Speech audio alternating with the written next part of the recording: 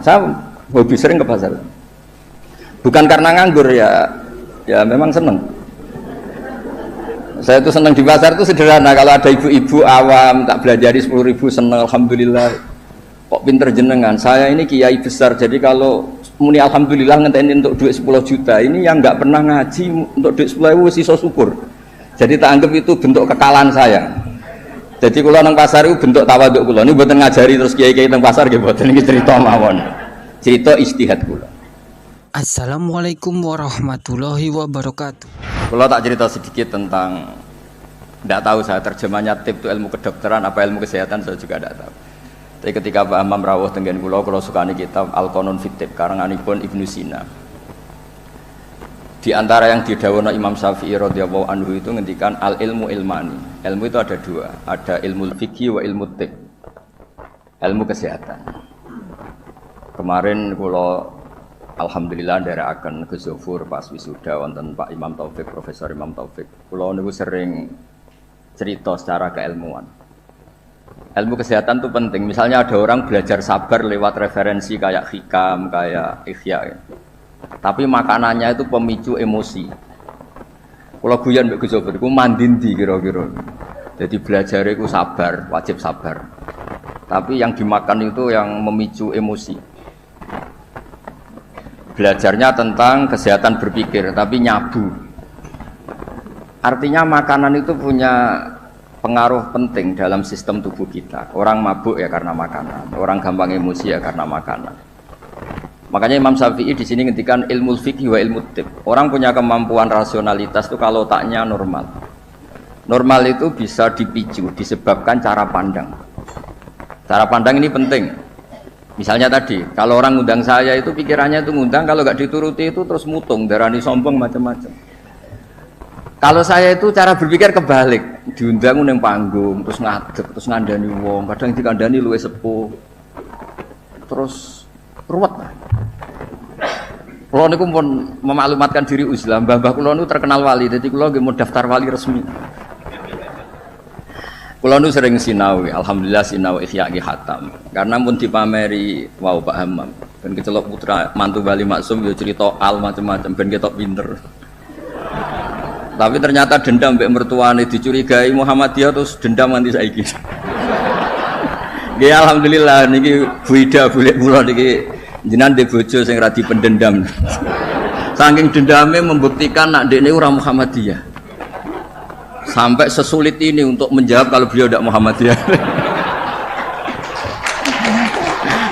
Mugi-mugi roh Mbak Maksum menerima bahwa menantunya ini benar-benar tidak Muhammadiyah.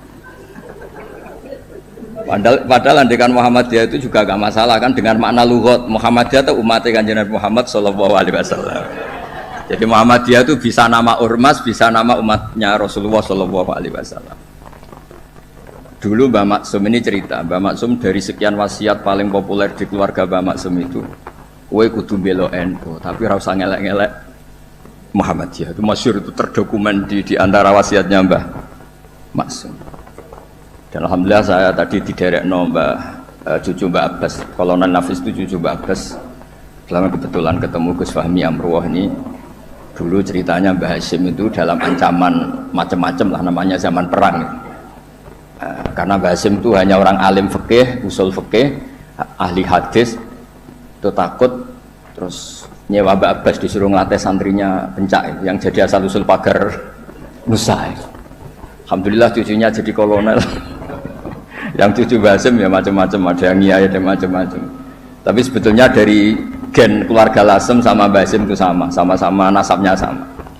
Gayanya juga sama. Ya ada yang jelas ada yang enggak jelas.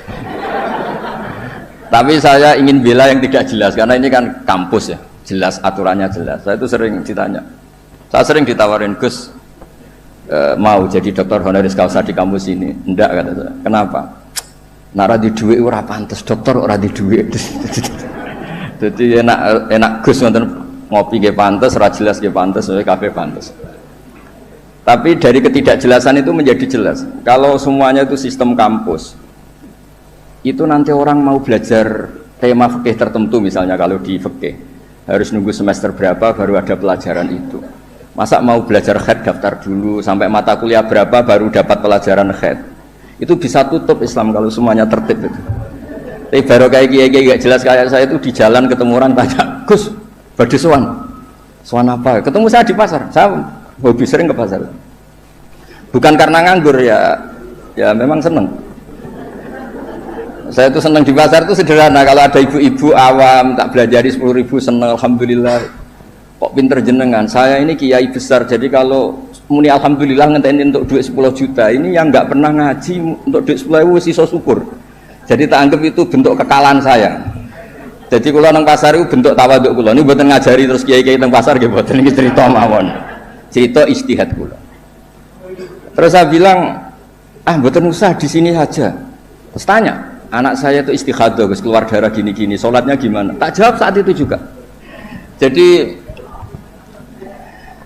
nah ini yang tertib ya monggo, yang nggak tertib ya, karena barokahnya nggak tertib itu, misalnya semua orang soleh di masjid, kalau ada orang kecelakaan yang nolong ya orang-orang yang di jalan, itu orang-orang nggak tertib, tapi itu efektif itu, ada orang tersesat yang nolong mereka, kecelakaan mereka, ada orang jambret yang nolong mereka. Jadi umat Islam itu di mana saja itu baik, yang jalur kampus ya baik, yang jalur nggak tertib kayak saya juga baik.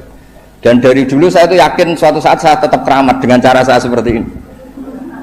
Bukan apa, karena tadi orang Islam itu banyak yang nganggep kampus itu elit. Wow, itu bayar, terus elit, terus berdasi. Jadi bayang notok aja enggak. Kalau cerita Pak Imam Taufik pertama kuliah itu sudah bayangkan di wisuda, kata beliau pas di sana pertama masuk itu sudah bayangkan di wisuda. Kalau di pondok kan enggak. Wong Islam taluan mondok, sekian ini ra jelas, padha ra jelas santai. Dijak jagungan, mau ditakoki kowe candi le. Ngapak, ngapak santai. Ya pokoknya agak jelas.